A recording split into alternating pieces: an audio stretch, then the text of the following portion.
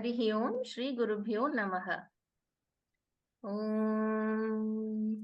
वक्रतुंड महाकाय सूर्यकोटि समप्रभा निर्विघ्नं कुरु मे देव सर्वकार्येषु सर्वदा। ॐ गुरुब्रह्मा गुरुर्विष्णुः गुरुदेवो महेश्वरः गुरुः साक्षात् परब्रह्मा तस्मै श्री गुरवे नमः। तस्मै श्री गुरवे नमः।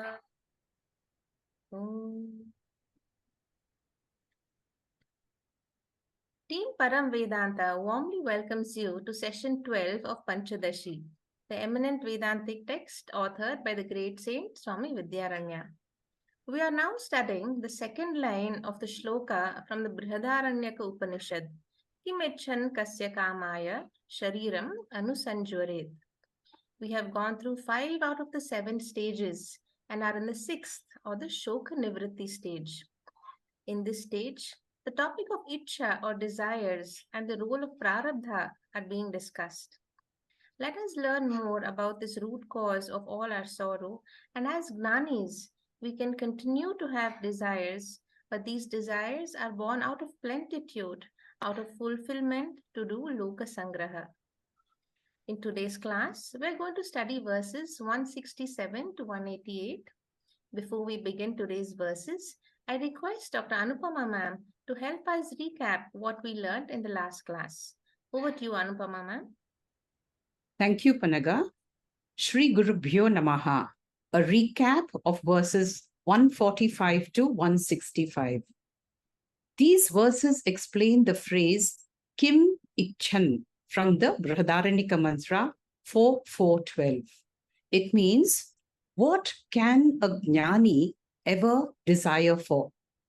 The Upanishad appears to be doing Bhogya Prapancha Nisheda. This gnani we know has dosha darshana. He knows the limitations of worldly desires are bondage, finitude, and sorrow. He also has mithya prapancha darshana. Now, does this mean that the gnani has no desires? No. A gnani does have non-binding moral desires. So, are we now contradicting the Shruti statement? This is the topic for today.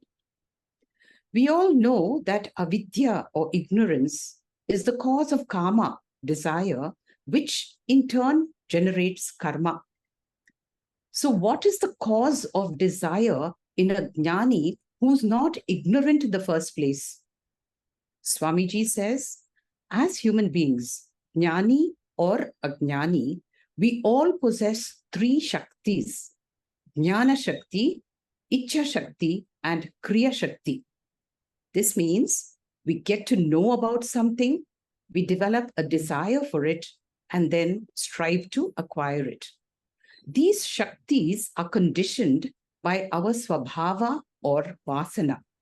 We now need to know, how is a Jnani's Ichcha Shakti different from an Ajnani's? Vivekena Pariklishyan Alpa bhogena tushyati. For a jnani, a little fulfillment, alpa bhoga, triggers his brahmananda. In contrast, for an ajnani, every fulfilled desire generates more and more desires exponentially. Havisha Krishna Vartma eva bhuya eva abhivardate. An ajnani's desire is like fire. Feeding the desire only fattens it. How can the same Ichcha become Alankara for a Jnani and Samsara for an Ajnani? It is only Jnanam that makes the difference. With discrimination or Viveka, objects of enjoyment no longer enchant or delude a Jnani. He is always aware of the mithya nature of objects and their limitations. Despite having Viveka, how can Prarabdha create desires in a Jnani? The Purva Pakshi now says, a Jnani has Viveka, meaning Atma Anatma Viveka. He is Jagrati, mindful, alert and awake. He has Jnanam because he has practiced Shravana Manana Nidityasanam. He has Dosha Darshana. He has Jagat Mithyatva Jnanam. Yet, how can Prarabdha karma produce Bhoga Ichcha in him? Vidyaranya Swami says, all of us are Karta Bhoktas at the Vyavaharika level, and all of us are influenced by Prarabdha. This Prarabdha is of three types: Ichcha, Aniccha, and Parecha. In general, we know that any karma produces two types of results: karma phala for the bhokta in us, and a habit or vasana for the karta in us. Extending this to prarabdha karma, we can say prarabdha karma also produces prarabdha phala for the bhokta and prarabdha vasana for the karta. Now, this vasana triggers ichcha in the karta to perform the appropriate karma. It is this very prarabdha vasana that influences the kartritva in the gnani by generating non-binding ethical ichcha. Sadvara bhoga pradham prarabdham. Through this ichcha, he can have a variety of experiences. Vidyaranya Swami then goes on to quote Bhagavad Gita, chapter 18, verse 60, to explain the second, Aniccha Prarabdha. Swabhavajena Kaunteya Nibhatta Svena Karmanaha.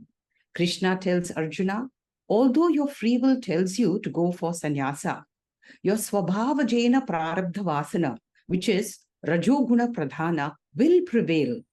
Therefore, to avoid conflict, all of us should align our free will with Prarabdha Vasana.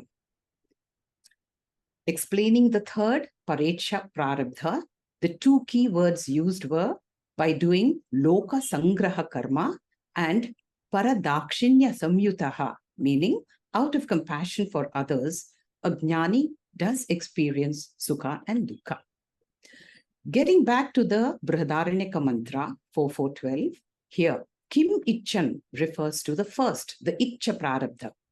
Vidyaranya Swami has now established that jnanis do have Ichcha caused by Prarabdha Vasanas, and these are non-binding, ethical, legitimate desires which the Upanishad does not negate. Shruti only falsifies them as mithya.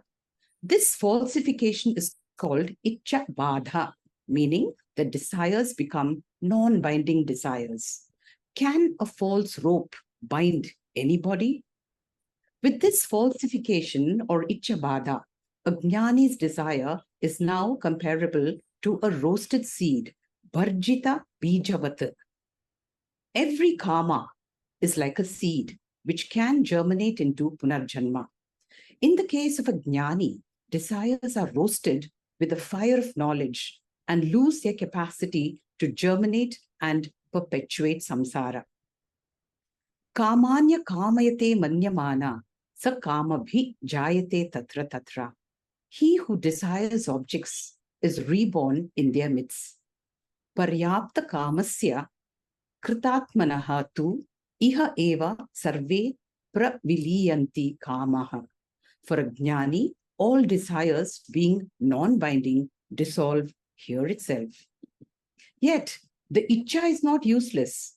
Alpa bhogam kuryat, however small, being a tripta purusha, he experiences Brahmananda, whereas the same bhoga in an ajnani gets him trapped. He suffers vyasana, anxiety and entanglement. Thank you. Thank you very much, Dr. Anupama, for giving us an excellent summary of all the verses we studied in the last class. Sadashiva Samarambam Shankaracharya Madhyamam Asmadacharya Pariyantam Vande Guru Paramparam. Om Namah Shri Shankarananda Guru Padambu Janmane Savilasa Mahamoha Graha Grasaika Karmane Atmanam Che Vijaniyat Ayam Asmiti Purushaha Kimichan kasya kamaya shariram anusanjaret. We are studying Tripti Deepa, and the Tripti Deepa is entirely an analysis of this one particular verse of the Brihadaranyaka Upanishad. We have completed the first line, Atmanam Ched Janiyat, Ayam Asmiti Purusha. Wonderful analysis in 134 verses. And this verse is a Mahavakya. A Mahavakya means it has equated our essential nature. That means although I see myself as a limited being, Purusha, the Upanishad has said that my essential nature is Atma, and therefore I am Atma Brahma. We now come to the next line. We are discussing this topic, Kim Ichan. That means what will a person who has understood this first line? We have to see ourselves. We have done Shravanam. We have done Mananam. We have analyzed this thoroughly. We have understood this verse. Now, if the next line has to be meaningful to all of us, we have to see the first line is that we have understood, and therefore see yourself as a gnani. Only then the next few lines become meaningful. And therefore, for all of us who have understood the first line, Kim Ichan, what desires will come to the person of such a person who we feel odd to call ourselves enlightened, but this is what Swamiji says is the definition of spiritual enlightenment. Swamiji is very clear about the definition. One who has understood and one who has lived the Mahavakya. In the Bhagavad Gita, in this famous 55th verse of the second chapter, when Arjuna asks Sri Krishna about the qualities of a Sthita Prajna, Bhagavan answers, Prajahati yada kaman sarvan partha manogatan atmanevatmana tushtaha, which means once a person is a Sthita Prajna, that means one who is understood, one who is a gnani, then sarvan kaman prajahati, he drops all the desires that arise in the mind. In an earlier verse that we have studied, verse 136, we have also seen, once a person has understood the first line, that means once we have discovered that I am Atma Brahma, then what happens? It is like a flame that is deprived of oil. Now, how can that lamp burn when there is no oil?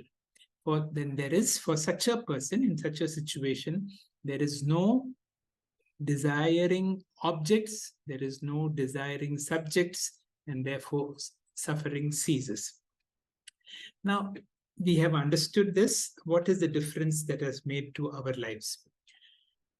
One question, and that is going to be elaborated in today's class, is about the conflict between experience and reality. What is the reality? The reality is I am Atma Brahma. My real nature is I am Brahman, and therefore I should be limitless. Atman evatmana tushtaha, I should be multidimensionally full. But then from the time we wake up till the time we sleep, we experience all kinds of limitations in my body. I have limitations in time, limitations in space, limitations in objects. And whenever I have limitations, I experience the need for, and whenever that need comes, that karma comes, and karma karma comes. So there is a conflict between the reality that we all go through. The reality is our experiences of limitations, and the reality is knowledge that I am limitless. Now, whenever there is a conflict, and in these verses in today's class, we will see, just like my experience is that I see the sun setting and the sun rising, but my knowledge is what the sun doesn't set or sun does not rise, but the knowledge is just the other way around. Am I going to give a lot of importance to my experience of limitations, or am I going to give a lot of importance to my knowledge that I am Purna and that I am limitless? Now, we have seen even a gnani will have Ichcha Prarabdha, will have Anicca Prarabdha, will have Parichcha Prarabdha. This was again very nicely explained by Dr. Anupama in the recap, and we studied this in the last class. how whenever we perform any action in the past, any action results in a karma phala. And a karma phala gives me a certain bhokta. Any good actions will result in happiness in the future, or any bad action will result in sorrow. That means my present is a function of my past karma, or I'm reaping the present benefits of my past karma. In addition, my present actions, as well explained by Dr. Anupama again in today's class, is that my previous tendencies create a lot of vasanas. Let us analyze what is these vasanas. Purva Pakshi brought out this very clearly in the form of a question. Normally, what is that which drives us to kama and to karma? That is avidya. Now, will a gnani have desires? Now, it was answered by Vidyaranya Swami very clearly. Although we have heard so many Gita verses, a gnani too will have desires because of vasanas. But then such a gnani has got 2 or 3 qualities. These desires are not binding. These desires are moral and ethical. And these desires, and the gnani knows it is all mithya. And because of his mithya, there is no commitment towards such desires. And therefore, when there is no will to fulfill that, there is no karma phala. And therefore, we had that nice example of a dagda bija. That means such actions do not germinate future karmas. So the person now does not generate future karma, papa or punya. But then remember, we have understood the first line, and therefore we have understood that we have spiritual knowledge, but then we have a lot of these vasanas. These vasanas work in our life as I like this, I hate that. Whenever there is a strong like or a strong dislike, and whenever we are driven by strong likes and dislikes, our life is governed by the past vasanas. Now, one method of understanding is through titiksha. Titiksha to be mentally strong. Whenever you go to a temple and whenever you see a picture of Ganesha, you will see one tusk is normal, the other tusk is broken. What is the symbol of the broken tusk? The symbol of the broken tusk of Ganesha means that our lives should not be driven by strong likes and strong dislikes. The dvanda, the duality of strong likes. Now, shift from strong likes to strong dislikes to preferences. Normally, for all of us being religious also, we have access to the Lord, and therefore, whenever we want something, then we pray for it. One of the difficult sadhanas that Swami Paramarthananda has told us, and I remember them as SP. Swami Paramarthananda has told us no SP, no special prayers. That means whenever we make a special prayer, what are we asking for? Are we asking for ourselves or our families? Whenever the prayer is for ourselves and our families, we are only strengthening our ahankara and mamakara, and a stronger ahankara and mamakara is detrimental to spiritual growth. And therefore, you will see what do we want in our prayers. Our prayers can strengthen raga and dvesha, and that is why we have to work on special prayers.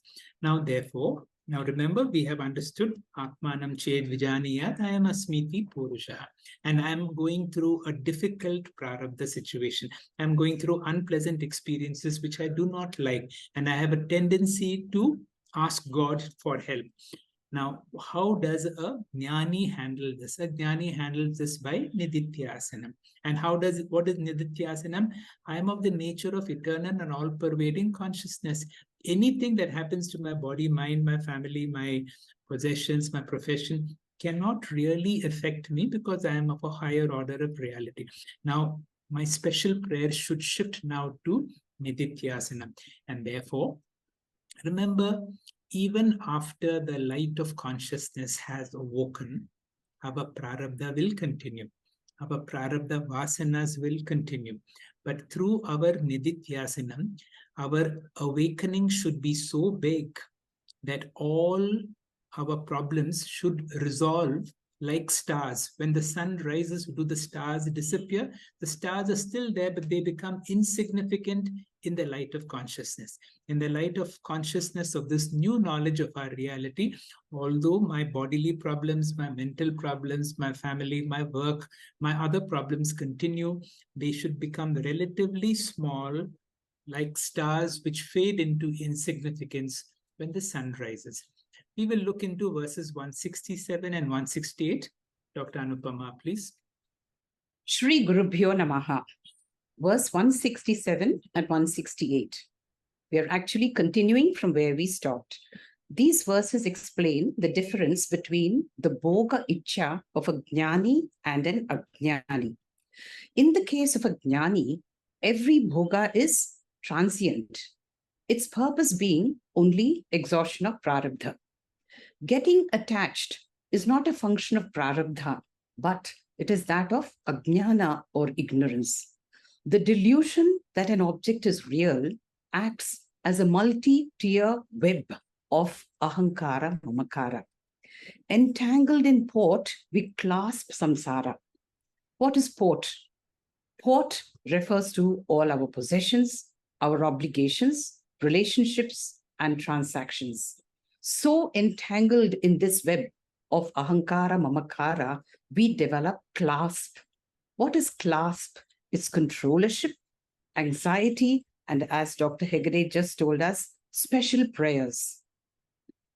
In this verse 167, Vidyaranya Swami calls this special prayer a Brahma, a delusion. Why? Because it only perpetuates samsara. Praying for security, well-being, growth of our possessions, relationships, and transactions is indeed in vain. Shastra says, respond, but don't react to prarabdha. Even at the level of karma yoga, these special prayers should be given up. A karma yogi prays for strength to accept the laws of karma and its consequences. In verse 168, Yad abhavi na tad bhavi, bhavi chet na tadanyatha. Here, Vidyaranya Swami describes a gnani's thought. Willed by Bhagavan, governed by agami, meaning free will, and prarabdha, things just happen. We should contribute to the future, but never hope to control it. This is the remedy for the toxin called worry, chinta vishagnaha. So what is the antidote? We have to remember to delete the thoughts, what will happen, or it should not happen. And we should have a strong conviction that whatever will happen, and whatever will not, will never happen. Prarabdha decides, we have no choice. Lord Krishna has said, Yasma no dvijate loko, loka no dvijate chayaha. A gnani does not disturb the world, nor does he get disturbed by the world. Harsha amarsha bhaya udvega mukto yaha sachame priyaha. He is free. He's a mukta, meaning he has inner freedom from excitement. What excitement? Excitement that reaches levels that cloud discrimination. Amarsha means intolerance, envy. Udvega means anxiety, and bhaya means fear or insecurity. Thank you. Thank you very much, Dr. Anupama, for a very crisp and a nice meaning of these two very important mantras. Whenever a person prays, let there be status quo. Lord, you have blessed me with so many good things. I'm so grateful to you. This is my prayer. Please continue to bless me like before. And Swami Vidyaranya comes very heavily and calls it a Brahma, calls it a delusion. Sometimes we feel guilty because even those of us who have been in the spiritual path, whenever we go to a temple, whenever we go and pray, this is all our prayers. Oh Lord, I want status quo. I want, to be blessed like this. And Sri Vidyaranya, immediately in the next verse, he will give us how a gnani would look at this situation. Somebody very humorously said, whatever is going to happen will happen. There is no way. And therefore, Matra Sparshasi Kaunteya Sitoshna Sukha Dukkadaya Agama Pahino Nityaha Tam Stitikshasva Bharata. Let us be mentally strong. And through mental strength, let us come into the state of Nidithyasana. Tat Chintanam, Tat Katanam, Anyon, Tat Prabodhanam. What am I teaching? I am of the nature of eternal and all-pervading consciousness. Anything that I experience is of a lower order of reality, including my body and mind. Therefore, anything that happens to my body and mind cannot really affect me. Why? Because I am of a Paramarthika Satya. My body mind is of a Vyavahara Satya. It is like whatever happens to my dream body or in the dream world cannot affect me clearly because I am of a higher order of reality. And let us remind ourselves of this all the time. Chetana, please. Om Shri Gurubhyo Namaha. So in the next series of verses, Vidyaranya presents the three perspectives of the world as seen by an enlightened person, by a student of Vedanta, and an ignorant person. Here in this verse, we see the gnani's perspective of the world. The verse goes like this: Maya mayatvam bhogasya bhutvastham upasamharam bunjano api na sankalpam kurute vyasanam kutaha. Vidyaranya says, a gnani is intensely aware of whatever he has learned in Vedanta. He never forgets the mithyatvam of these experiences and does not forget the three doshas of every bhoga or enjoyment. Like it has dukkha mishritatvam, bandhakatvam, and atritte karatvam. Therefore, he says, Buddha, having known or understood that bhogasya, all experiences, whether good or bad, sukha or dukkha, are maya mayatvam. It is mithya. And why is it not real? Because that which is real or satyam exists in all three periods of time, whereas mithya can be defined as that whose existence is dependent on something else. For example, the pot depends on the clay for its existence. Therefore, the pot is mithya and the clay is satyam. Whatever happens to the pot, the clay remains utterly unaffected. So world experiences are like the pot and you, the consciousness, are like the clay. This means whatever you experience doesn't affect you at all. So an enlightened person understands this fact.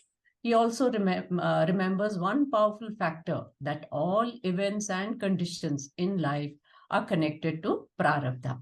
Every action is influenced by prarabdha and agami karma.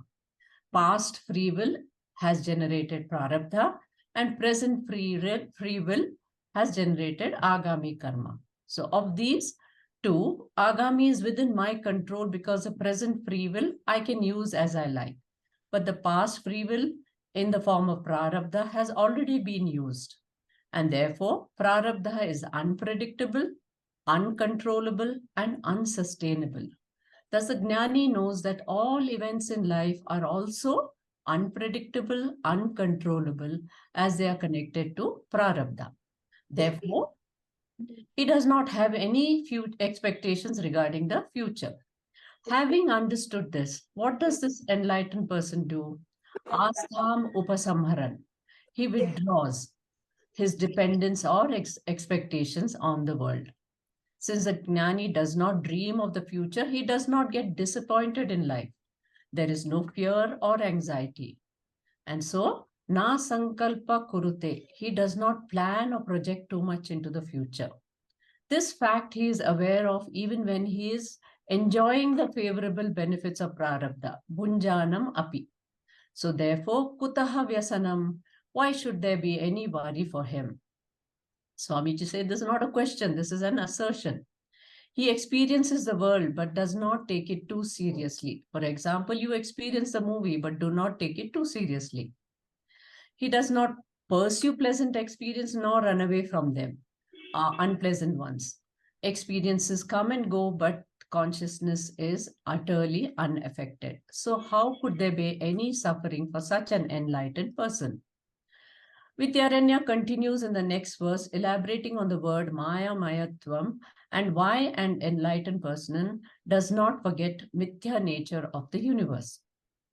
He says this world is like a Swapnendra Jala Sadrisham Samachintya Rachanatmakam Drishta Nashtam Jagat Pashyam Katham Tatra Anurajati. He says Jagat Indra Jala Sadrisham. This world is similar to a Swapna or a magic show. It is compared to Swapna because the dream is real from the standpoint of a dreamer. But from a waker's standpoint, it is not real. Therefore, it is only a relative reality. And why is it compared to a magic show or Indrajalam? Because the world is Achintya Rachanathakam. How it appears, you can never explain. Its design and its appearance cannot be explained fully. It's like you can see the magic with your eyes, but you cannot explain it. It's an illusion. So is the world, says Vidyaranya. But how does this non-dual Brahman become this dual world? It cannot, yet we experience duality. And what causes this? It is Maya, which creates this illusion. Maya is the explanation for the unfathomable. Maya Mayatvam. Also, this world is drishta nashtam. It is fleeting in nature. Even as you see it, it will disappear and therefore not stable. Everything in this world is constantly changing. Thus, Jagat Pashyam, after seeing such an unstable universe, Katham Tatra Anurajyate, how can an intelligent person invest all his emotions in that fleeting thing? How could there be any attachment? Therefore, the gnani does not see anything that compels him to chase after it and does not see anything that compels him to run away from it. This then is the perspective of an enlightened person. Hari Om, thank you. Thank you very much, Chetana, for a very nice explanation of another two very important verses. Remember the first line. We have understood the first line. We have understood our true nature. Our true nature is Atmanam Ched Vijaniyat I am Asmiti Purushaha. I am no longer a limited human being. I am Parabrahma Paramatma functioning through this limited body-mind, interacting in this great Maya of this world. And I know that this is not so real. And therefore, when I see all these, I get involved, but I don't give any sense of reality to this world. I told you right at the beginning, am I going through knowledge or am I going through experience? What is my experience? The experience of this world is absolutely real. But am I a spiritually evolved person? Do I know my true nature? Once Brahma Satyam comes, Jagan Mithyatvam comes. And to that extent of Mithyatvam is there, Astam Upasamharana. I don't give that sense of reality to that world. And when there is no reality, there is no sankalpa, there is no sense of commitment. And when there is no commitment, where is there suffering? Vidyaranya Swami has used another word called Indra Jala. Nice word to remember, and Swamiji has nicely explained what is this Indra Jala. Indra Jala is other than Parameshwara, the Lord's net. It is his method of trapping people when you are not fully aware. And therefore, if you give a sense of reality, then you suffer in this world. But if you are able to give a sense of relative reality means it is something that I experience, but it is not something that is going to be permanent. So I involve myself like in a leela, like in a game, and it does not affect me so much. Shiv Kumar, please, for the next two verses. Hari Om Shri Gurubhyo Namaha. In Bhagavad Gita 12th chapter, Bhagwan says that even for the greatest gnani, his sanchita agami karma may be wiped clean, but he has to exhaust his punya papa prarabdha karma accrued from his previous janmas. And such a gnani lives as long as the prarabdha karma are exhausted, and then their body just falls off. Next slide, sir. In Triptidipa, we have been trying to understand why a wise man is not worried, but an ignorant man is worried, even when the objects of experience and enjoyment are same. The wise man, having contemplated on the similarities between the dream world and the waking world, has arrived at the illusory nature of the objects of enjoyment. He knows that the world is unbelievable, incomprehensible, etc., just like a dream or a magic show. We know that a magic show uh, is or a dream are neither real, they are not real, but while experiencing them, they appear as very real. Gnani knows that, but he enjoys it. So, what harm can come to a Gnani who may take up a role as a spectator of the magic show of life? For a dreamer, dream is real. Waking life is real. Vedantically, in all respects, Jagrat and Swapna are same. Both are experienceable, capable of giving pleasure, and appear real for the relevant observer. The wise man, having contemplated on the common points of characteristics of these observers, comes to renounce the notion of reality in the waking experience and thereafter gets enchanted and attached to the enjoyments as before. Next slide, sir. Swami Vidyaranya, reflecting on the magical nature of the world, says, Indrajalam Dvaitam Achintya Rachanatvatah Ityas Vismaratho Hani Kava Prarabdha Bhogataha. Sorry.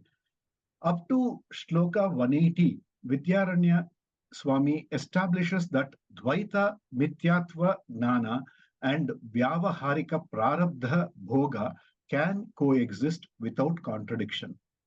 Next slide, sir. If a Gnani enjoys the experience brought by the phalam of his Prarabdha Karma, while constantly remembering that Jagan is Mithya, that this world of duality, which is beyond comprehension, which appears or disappears, just like while watching a magic show or a movie, are illusory, then any enjoyment with such a bhavana, will be like that of a roasted seed. And it will not be capable of creating attachment nor samsara generating karma. Next slide, sir. Another thought from this shloka is, what is the harm in thinking that this world is a dream?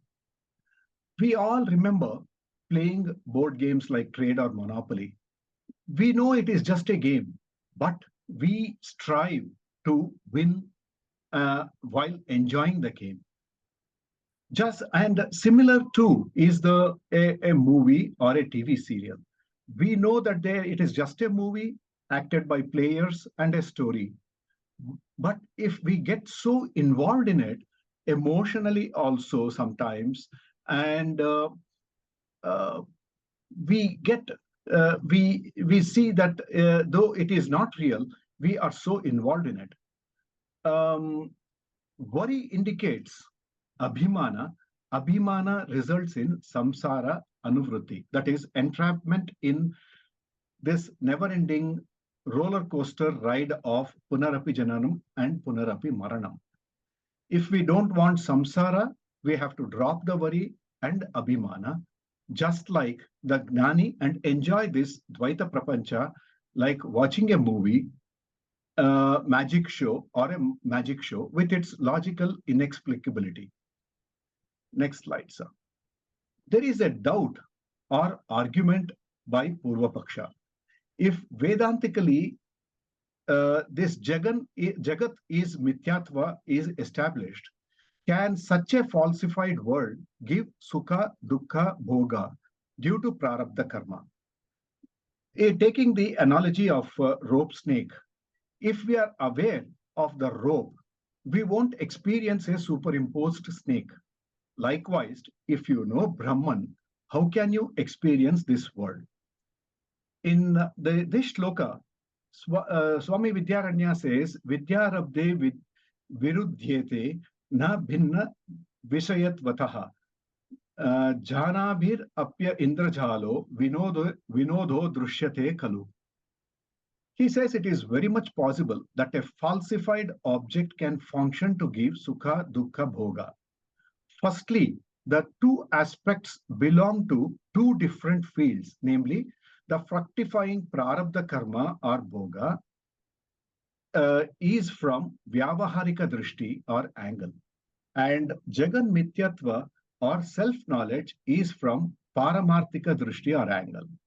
To illustrate the point, take the example of a magic show or a movie or a TV serial, as I mentioned earlier.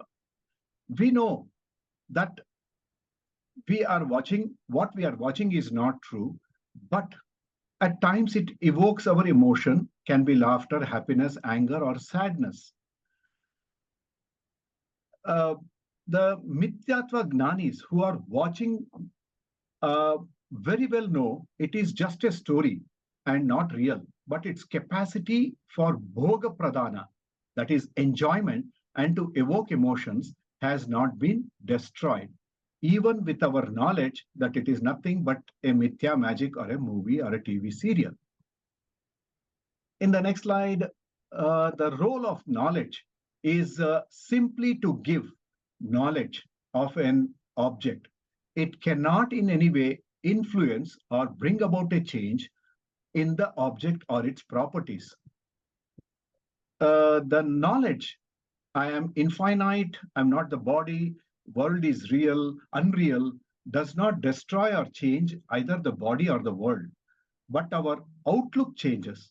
Our attitude towards the body and response to the world changes.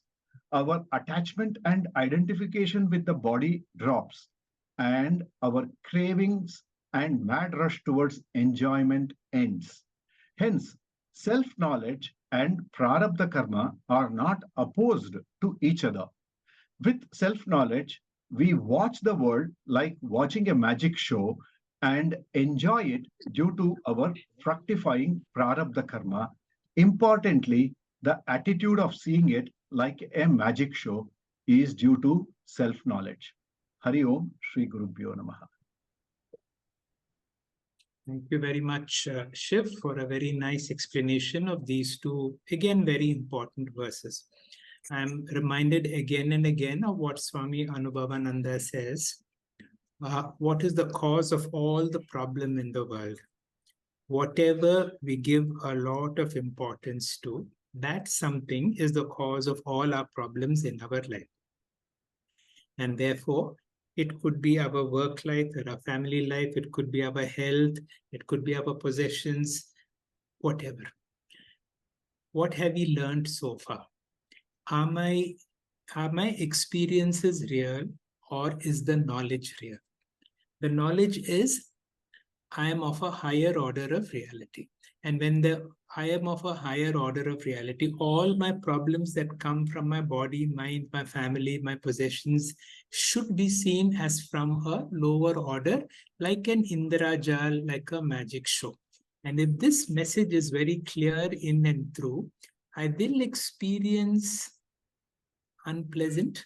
I become an illuminator of unpleasant experiences, but all the time I'm anchored on the truth that I cannot be affected so much.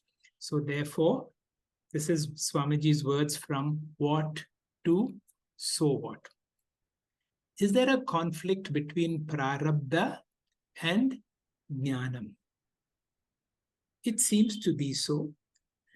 Although I'm a gnani, I have so much of problems. Remember, what we are talking about, jnanam, is paramarthika. It is of a higher order of reality. What we are experiencing problems is of a lower order of reality. It is therefore, these two things can absolutely coexist. The higher order and the lower order can coexist and may not be in conflict. Remember all the time to invest more on knowledge rather than on my experience. Dr. Vasumati, please. Om Shri Gurubhyo Namaha. The Purva Pakshi raises a question based on Brihadaranyaka Upanishad Vakya. The Upanishad says for a person who has recognized Advaita, there cannot be a Triputi at all. And since Triputi is not there, what will such a gnani hear, taste, or touch? Because every perception needs a Triputi in the form of object, subject, and instrument. Therefore, he claims a gnani cannot have Dvaita Darshana. If the Dvaita Darshana is not there, that is, the dualistic experience is absent, how can you talk about a gnani having Prarabdha Bhoga? In the earlier shloka, Swami Vidyaranya has established that gnani has got Prarabdha, and because of the Prarabdha Vasana, he might have Prarabdha Kama, and because of Prarabdha Kama, he might be involved in Loka Sangraha. And those activities can generate Bhoga also. But Swami Vidyaranya says that this Bhoga will not be a binding Bhoga because he does not have Satyatva Buddhi in that. Based on that, the Purva Pakshi has raised a question. How can there be Bhoga when the Upanishad clearly says that a Gnani does not have duality? This is addressed in Shloka 184. Next slide, sir. Yeah. Anyata Yagnavalkyadehi Acharyatvam na sambhavet Dvaita Drishtau Avidvatta Dvaita Adrishtau na Vagvadet. Tatparya, otherwise it's not possible for Yagnavalkya and others to be teachers. If one sees duality, he has no knowledge. If one does not see duality, he cannot teach. Next slide, sir. Purva Pakshi may ask, why cannot you say that Dvaita Anubhava is not there for a Jivan Mukta? Swami Vidyaranya says, suppose we say that all the Jivan Muktas will see only Brahman everywhere and they will not see the world at all, then they will not have Shishya Darshana. Since Gnanis will not have Shishya Darshana at all, where is the question of teaching the disciple? Gnanis will not be able to teach Vedanta, and all those people who teach Vedanta will be Agnanis. Then the parampara will be Anda Agnani parampara.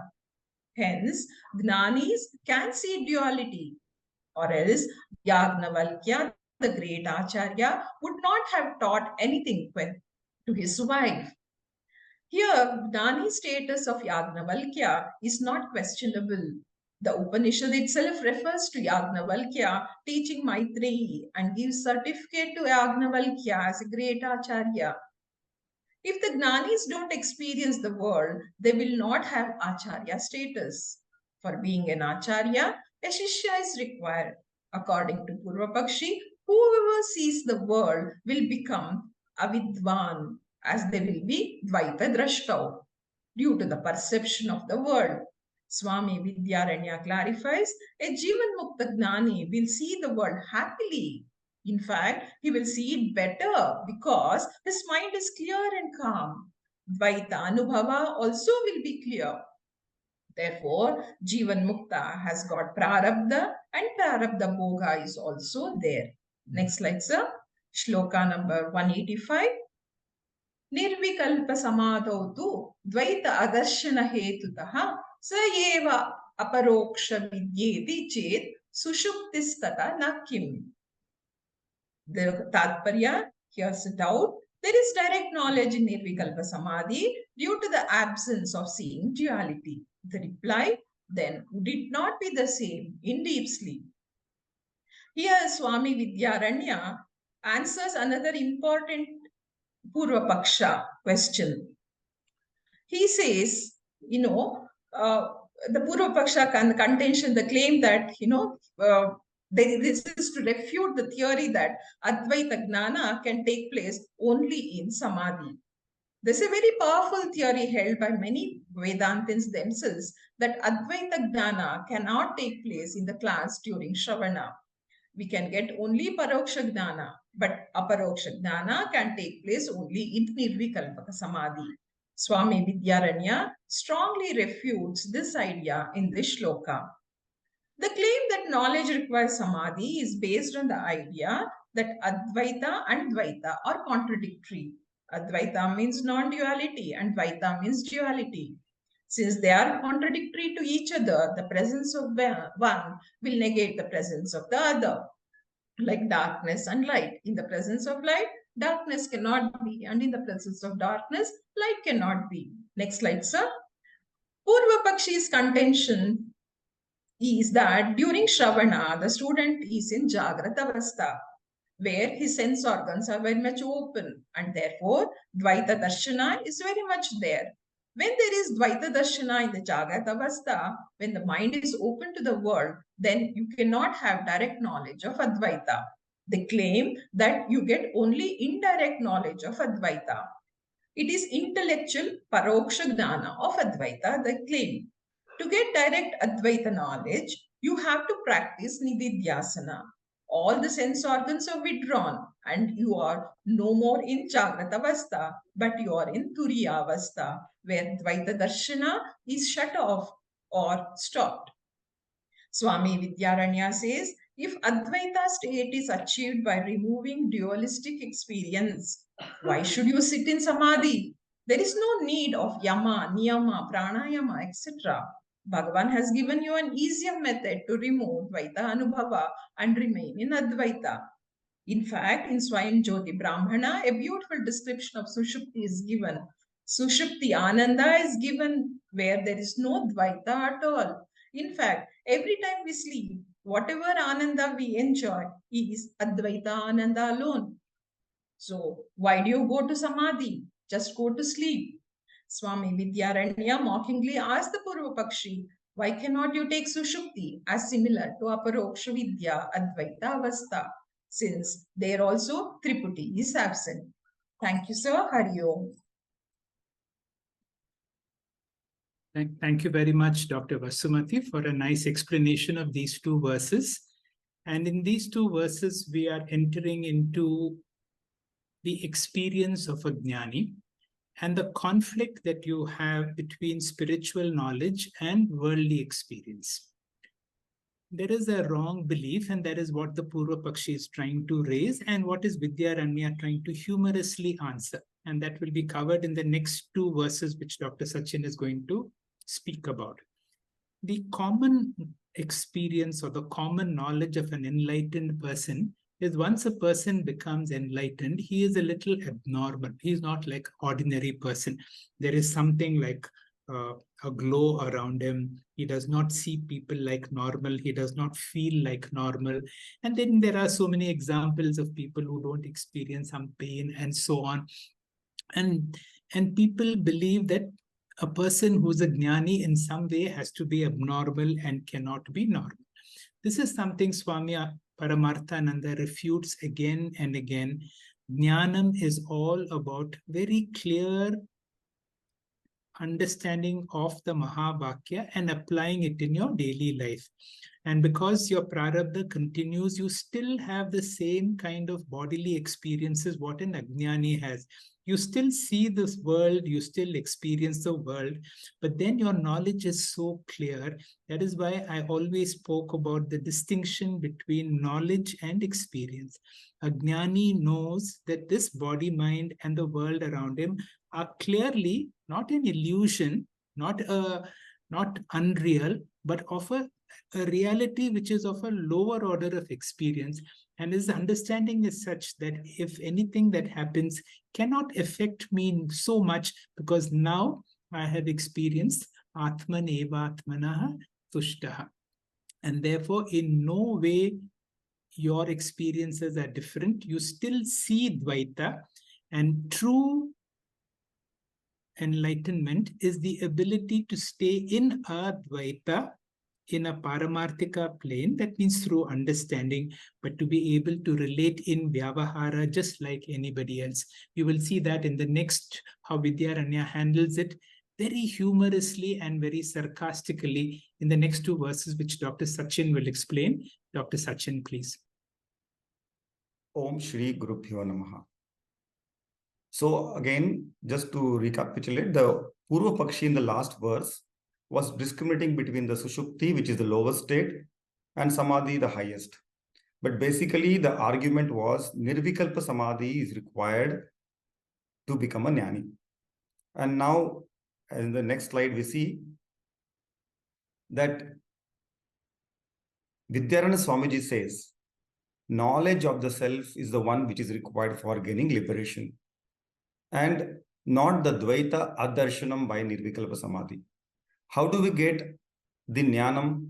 Is by Shastra Adhyahanam, the Shastra Pramana, which can be achieved by a guru's guidance and by being awake, or as we've seen in second chapter of Bhagavad Gita, when in the last 53rd, 54th verse, when Arjuna raises a question, how is the jnani in this way? He asks, how is sthira prajna ka bhasaha? There also, it is very clearly mentioned, jnani is not mindless, he is mindful. So, to refute the nirvikalpa samadhi and also being away from our five senses, which Purva Pakshi is saying, if we are not having both together, then we are not considered to be jnani. To refute that argument, as we see in the next verse, that is 187 and 188 verse, Vidyaranya Swamiji very humorously explains this. 187th verse goes this way. Upayam militam vidya yadi tarhi ghatadayaha ardha vidya bhajinam syo sakala dvaita vismruteha. Dvaita vismrute here is Dvaita Adarshanam. Upayam means Atma Vidya, which is blackening of the world or absence of the world, which is told by Purva Pakshi. Militam, only when both are put together. What is that? Dvaita Adarshanam and Atma Vidya Militam together. And Yadi, if you put such a condition, then what would happen is Aparoksha Jnanam should have no non-experience of the world and the knowledge as well. So non-experience of the world is fulfilled by every inert object around us. The next slide, sir. In this world. So Vidyaranya Swamiji says that since one condition is fulfilled by all inert objects, like a pot, ghatadaya, then the world, they must also be half liberated. Therefore, tarihi, then all the pots, ghataha, ardha vidyaha, half knowledge, bhajinam suhe, possessors. They will be possessors of half knowledge. So they don't see duality. They don't even have temporary disturbance of nirvikapal samadhi. So they have forgotten or don't perceive any type of duality. And therefore, any such condition for aparoksha jnanam is not mindful. So this is how Vidyaranya Swamiji is explaining about why we should not consider the mixture of Advaita Darshanam, that is blackening of all the absence of the world, and Atma Vidya together should not be considered. Coming to the next slide, that is the 188. He continues the explanations why we should not consider these two together by this one more verse, 188. Mashakad dhvani mukhanam vikshepanam bahutvataha tattva vidya tatha nasyat ghatadinam yatha druda. Now here Vidyaranya Swamiji teases the Purva Pakshi by saying that even if a small mosquito which comes near your face during samadhi, you will be disturbed. Vikshepanam bahutvatva. Many people will get disturbed. But if you consider a pot which will not get disturbed, the inert objects will not get disturbed, then that meditation or their samadhi is much more druda, means much more stronger or superior to our samadhi. So do we say that the pot has better nirvikalpa samadhi? In that form, he is better half liberated than all of us. So he says, don't extend such examples too much.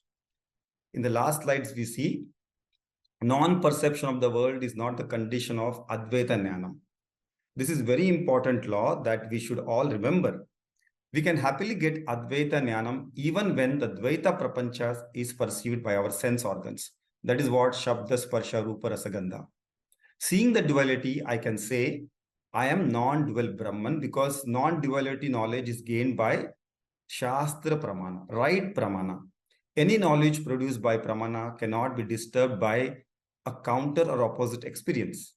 Any knowledge generated by a valid knowledge cannot be challenged or disturbed by the opposite experience. Just as can we say a star is far bigger than the entire earth. I can happily have that knowledge even when the eyes are perceiving that the little star is there.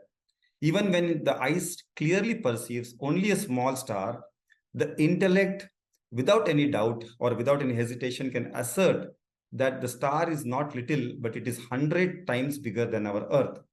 This knowledge of bigness of the star, while the perception of the smallness of the earth, this is because of the clear knowledge by pramana. It is so because one is mithya and the other is satya. Smallness of the star is an optical illusion, therefore that cannot be disturbed by my knowledge. Similarly, that I am non-dual Brahman is paramarthika satya.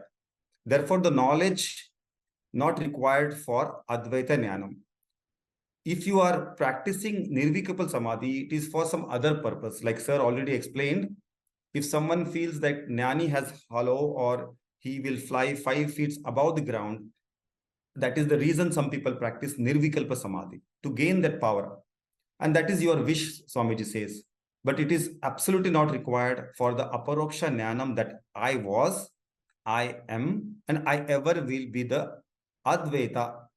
Whether the sense organs perceive the world or do not perceive the world. Therefore, Vidyaranya concludes, once the vritti, Atma vritti is generated, that very vritti is Aparoksha Jnanam. And it is only generated by Shravanam, proper guidance of a guru.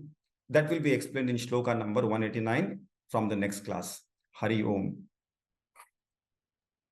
Thank you very much, Dr. Sachin, for giving very nice examples and explaining these two verses. And in these two verses, remember, Tripti Deepa is an advanced Vedanta text. And in order to convince us of all these facts, the teacher brings in a Purva Paksha. And the Purva Paksha is trying to tell us that once you have spiritual knowledge, you are not going to be like an ordinary person to be able to see differences, to be able to see duality. You have to have an experience of non-duality. And our teaching again and again is there can be a difference between my experience and my knowledge. My knowledge comes from a different plane altogether.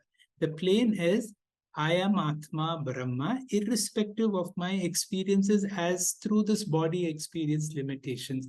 And therefore, even though I experience Dvaita Drishti, my experience or my knowledge of the Paramarthika state is far greater. And of course, he gives example of a pot and a mosquito disturbing to say these things are more like in the form of a sarcasm, criticizing Apurva Pakshis. Don't entertain such ideas that it is possible to be a gnani and still experience Dvaita and live like a normal person in this world. We'll conclude today's class. Panaga, please. Thank you, dear speakers, and Dr. Hegde sir, for helping us understand the nature of this world and our delusions regarding its permanence. Like Adi Shankaracharya says in the Nirvana Shatkam, Aham bhojanam naiva bhojyam na bhokta, Chidananda Rupa Shivoham Shivoham. Our prarabdha will continue to unfold, but as Gnanis, we gracefully accept all experiences while remaining unaffected. Sincere thanks to all our viewers for joining us in this spiritual journey.